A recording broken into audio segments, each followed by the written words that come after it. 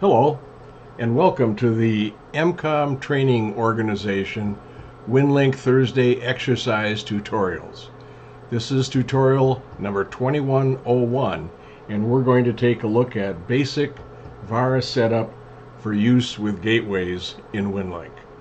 Okay, well, let's jump right into it. First of all, we'll open the application Winlink Express, which you'll also see labeled as RMS Express. And the first thing we want to do is to open a session, and we want that session to be Vara HF Winlink. Vara is the mode, we're on HF, and this is Winlink. So that's the first thing we want to do. Let's open that session window, and you'll see that pop up over here. And down in the toolbar, you'll see the TNC window, and we'll bring that up here as well. So we have to make a few settings here. Let's take a look under settings, the Vara TNC setup, and you'll see some default values here. Session bandwidth, normally for this use we would set it to 2300. That's 2300 hertz. Some of the gateway stations operate at 500, some operate at 2300. 2300 would be the normal if you can find a station like that. If not, you can always go change it to 500 and go with the 500. Okay, so we'll update that, and it's going to close the window and it'll open it up again with the new values. And again, we'll open the TNC and take a look at the settings up here under TNC. The Vara setup. This is where you'll enter your call sign, your registration key. If you have purchased the full speed version, then that's what you want to put in here. There's an option here to accept 500 hertz connections. We don't really care at this point. We will be using that later when we get into the peer-to-peer setup. The one thing here that you're going to want to set is retries. It defaults to 10. I usually set it to 15. That means how many times you can call a gateway station before they answer. There are a few stations that I use, gateway stations that I use, that don't answer for 8 or 9, sometimes 10 rings. So I like to set it for 15 just to be sure. Okay, we're set. This is our basic setup for using Vara HF with Winlink. What we need to do now is to find a station to call.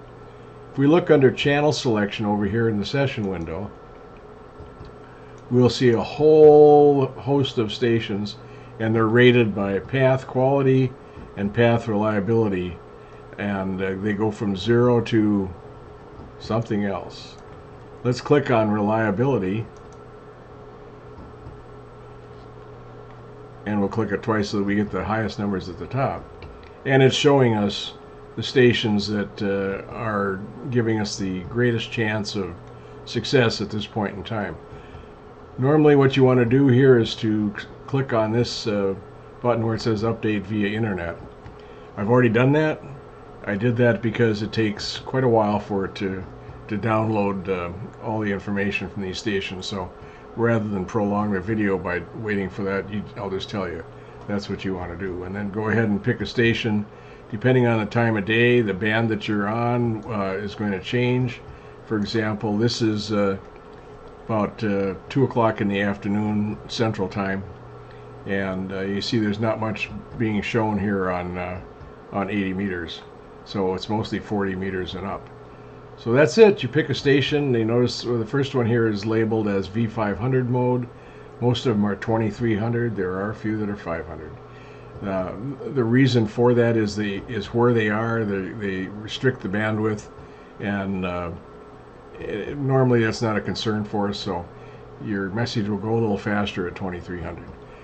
So that's it. You select a station. Let me select this this second one here, K9BBS. I'll just double click on that, and it will put it into my session window. Call sign, the frequency, that's the center frequency, and the dial frequency.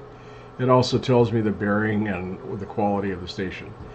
So if I wanted to now, I would just click on start, and we could contact that station, and if I had a message in my outbox, it would send and if they had any messages for me, it would receive them. Okay, so we'll get into messages at a later time, but this is basically the procedure to get Winlink Vara HF up and running, find a station, and prepare to send a message. Thank you, and stay tuned for another.